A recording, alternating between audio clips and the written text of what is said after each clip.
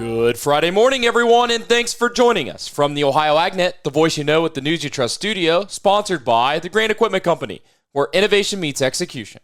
I'm Joe Everett. Well, currently 44 degrees outside here at the farm this morning, and as farmers have been making some great progress out in the fields, we might have a little bit of a weather delay as rain comes into the Buckeye State. We'll have a full forecast update for you shortly, but now let's check in with Matt Reese from the National FFA Convention. This update is sponsored by Wilmington College. Luke Jennings from Ohio is the national officer candidate from Ohio FFA. He's the former state president, and it's been an exciting few days here, I'm sure, as we get ramped up for National FFA Convention. How's the process been so far, Luke? Yeah, well, thanks for having me, Matt, and it's been great. I got to Indianapolis on Friday afternoon and have been here ever since, so I guess closing in on a week now, which is kind of crazy to be in the Circle City for that long, but the process has been really good. I've had an interview every day starting on Saturday. And so we've just been kind of finding time to explore the city, hang out with friends, but also prepare for the next steps of the process. Has the process lived up to expectations? It's known to be very challenging. Has that been the case? Yeah, I'd definitely say it's been challenging, but it's also been so rewarding and so much fun to be able to interact with the nominating committee, to have a lot of downtime, honestly, throughout the day, waiting for interviews or after interviews to, walk around the convention center and see the pre-setup for National Convention, which is something I've never been able to witness before. Now, how's the support from back home? I know you got a lot of folks pulling for you back in Ohio. Man, the support is awesome. I think that's been what's been so reassuring for me is that, even on the days I'm doubting myself and in the days that are really challenging, I'm questioning like, man, am I really, living up to my own expectations? I've got so many texts, so many phone calls, comments on Facebook, which have been just so reassuring and so fulfilling as I go through this process. So thanks to all the folks who've reached out and supported me along the way, either this week, the last few months, or the entirety of my FFA career. Anything you want to say to those folks back home? Man, thank you. I really believe that I would not be here where I am today or where I am this week and representing Ohio and having the opportunity to, give back to our organization, if not for all those folks who have, poured into me, the members I met, the teachers who've, supported me and congratulated me and sent me texts and reached out if I need anything while I'm in Indianapolis is just so heartwarming, and it just fills me up and just keeps me going every day to know that there's so many people pulling for me. So thank you will never be enough to all those individuals. Good luck to Luke Jennings, who is the 2024 National Officer Candidate for Ohio. And I'm Matt Reese. This coverage brought to you by Wilmington College from the National FFA Convention. Good luck, Luke, and thanks, Matt, for that update. Well, for the third year in a row, the Mississippi River is experiencing low water levels during harvest season. In the spring and early summer, precipitation and water levels were quite robust. Mike Steenhoek, Executive Director of the Soy Transportation Coalition, says once the calendar moved past mid-July, precipitation declined significantly, which caused a steady and dramatic decrease in water levels. There was a brief rise in the water levels near Memphis after Hurricane Helene, but once the surge of water passed through the system, those water levels quickly returned back to where they were earlier. In certain areas of the river, we're seeing several feet of draft reductions due to the low water, says Steenhoek. For each foot of draft reduction on the river, each barge carries 7,000 fewer bushels of soybeans, which is roughly 20 tons.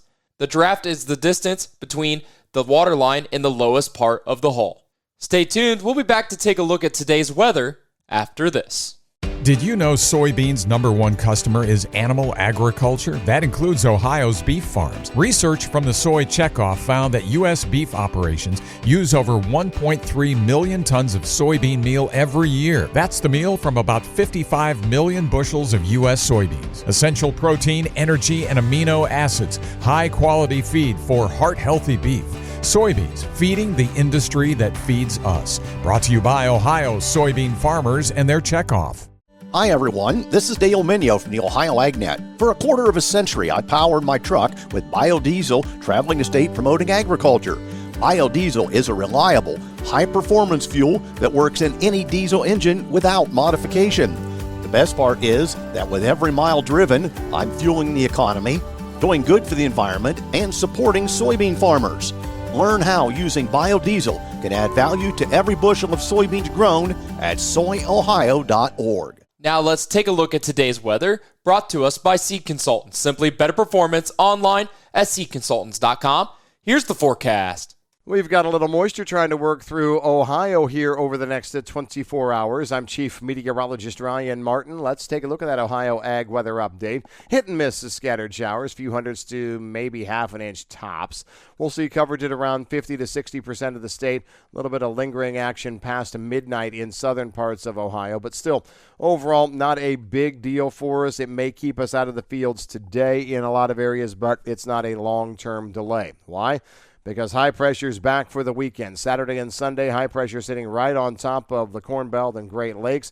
A little bit cooler, I think, for the weekend underneath the high, but still dominant sunshine, good drying, high evaporation. We see this high shift off to the east early this coming week. That puts together southwest flow. We are warmer for Monday, very windy Tuesday and Wednesday with well above normal temperatures. Could be up in the upper 70s to low 80s again in some parts of the region. That's ahead of our next frontal boundary that shows up for later Halloween through Friday morning. I think we can pick up anywhere from a quarter to 3/4 of an inch out of that initial front. Thunderstorms are going to be stronger to the west, but we see a secondary surge of moisture coming then for us probably overnight Friday night through Saturday the 2nd. That's where we can see a quarter to 1 inch of rain with coverage at 100% of Ohio.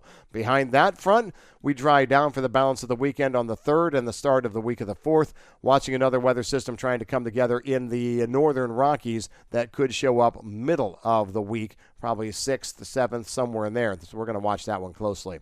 I'm meteorologist Ryan Martin. Hey, thanks, Ryan.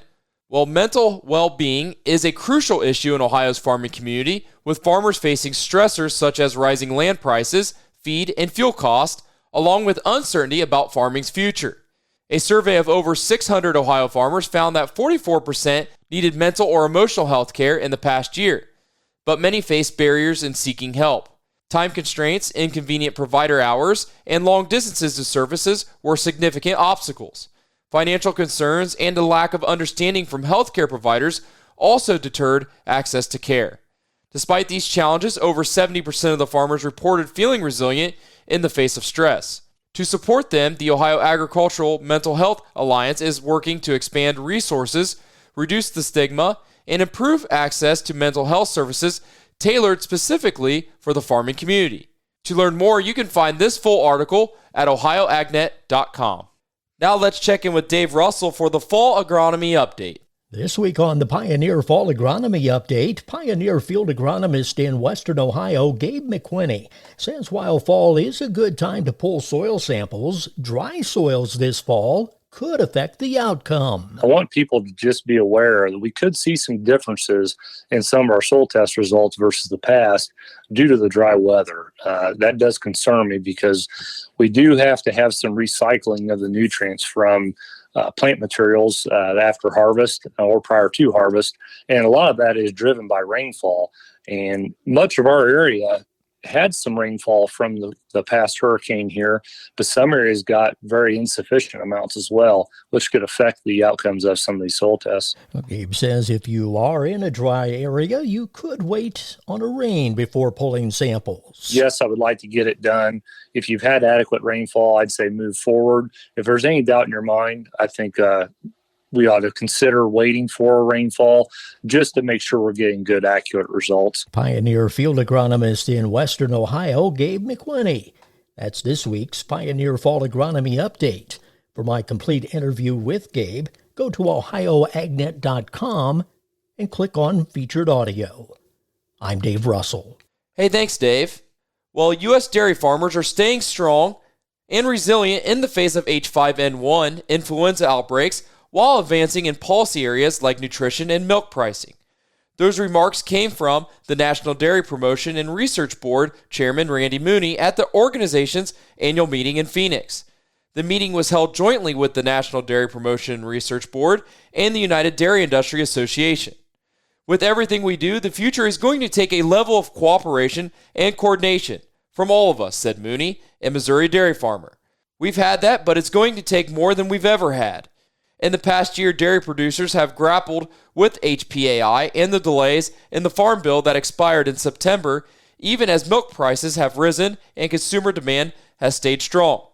Underpinning the entire industry is USDA's plan for federal milk marketing order modernization, which is likely to get voted on early next year. In other news, dryness is slowing the progress of the winter wheat crop. Gary Crawford from the USDA has more. Right now, it's a fall season with just a little bit of irony in it. The same weather that has been ideal for harvest activities has been a detriment to getting some of this winter wheat crop emerged and established. Or even planted, for that matter. This from USDA meteorologist Brad Rippey. Some producers are opting not to plant in dust this year, hopefully awaiting a better scenario with some rain. Results, the winter wheat planting nationally behind the usual schedule. 73% of the crops in the ground normally would be up at 76%. The states where we see the most significant planting delays, Oklahoma, just 55% of the acreage planted, 5-year average 71%, Montana 75% versus 82% planted on average. Those are clearly dryness-related delays. Rippey says we are seeing delays in crop emergence as well. Gary Crawford for the U.S. Department of Agriculture. Thanks, Gary. Stay tuned. We'll be back to take a look at the grain analysis and your overnight markets after this. AmeriHealth Caritas Ohio is your Medicaid plan for more. More benefits, more rewards. We know that good health means more than just seeing a doctor when you're sick. Eligible members can receive extras like home-delivered meals and family essentials, like baby carriers and kids' school supplies. Members can even earn rewards for playing mobile health trivia games. Learn more at AmeriHealthCaritasOH.com and call the Ohio Medicaid Consumer Hotline at 1-800-324-8680 to choose AmeriHealth Caritas Ohio. It's now time for the Louis Dreyfus Grain Analysis, and that is brought to you by the Ohio Soybean Council and your soybean checkoff. Here's Ryan Martin. Grain markets finished higher yesterday, but not without a little bit of drama. We had a lot of buy the rumor, sell the fact in the marketplace yesterday. The trade was pressured from the initial higher opening due to the fact that corn, bean, and wheat export sales numbers were good. They were expected to be good, but these were large. 142 million bushels of corn, 79 billion bushels of soybeans, 20 million bushels of wheat, combined to 241 million bushels of exports. That was one of the largest totals in 3 sales years in grain. Yeah, it was an interesting set of numbers for at least the week that ends October 17th. The big sales were anticipated by the flash reported sales over the week, but the sheer size of the weekly sales produced initial short covering, with corn, beans, and wheat reaching recent highs here. Corn got to 424, beans 1012, December wheat 584. However, from shortly after the opening of day trade on, it was kind of a back and fill kind of trading day. Luckily, we got everything into the green as we closed out, with the exception of November soybeans. We're seeing a little bit of a shift to the January futures here, as pricing and rolling needs to happen on the part of a lot of these country elevator areas in the course of the next 2, 3, 4 days or so. U.S. soybean sales to China have grown to 10.4 million metric tons. Sources are telling us there should be another 3 to 3.25 million metric tons likely in the unknown destination category. China will probably switch about 4 million metric tons of U.S. sales to this point to Brazil at some point, which means the total U.S. soybean export number could fall about 75 to 150 million bushels on the year, depending on price spreads. Right now, that's something that really probably puts a little cap on the bean market overall. For crop years to date, the USS is up 18% on wheat sold, up 34% on corn sold, and soybeans up about 8%. I'm Ryan Martin. Hey, thanks, Ryan. Now let's take a look at your overnight markets, brought to you by Seed Consultants. Simply better performance online at seedconsultants.com. Well, things look a little mixed in Chicago. Let's start off with December corn, 420 3/4, down 3/4. March corn, 434 1/4, down 3/4. November soybeans, 992 1/4, down 4. January soybeans, 1002 3/4, down 2 1/4. December wheat, 582 1/4, up 3/4. March wheat, 601 3/4, up a penny. Now looking at livestock from yesterday's close, October live cattle 189.30, up $1.67. December live cattle 189.25, up $1.37. December lean hogs 78.65, down $1.52. February lean hogs 82.80, down 60 cents. November feeder cattle 248.52, up $1.30, and January feeder cattle 245.52, up $1.70. November class 3 milk 2021, down 6 cents, and December class 3 milk 2030, down 10 cents. Have a great day, everyone. I'm Joe Everett, and you're listening to the Ohio AgNet.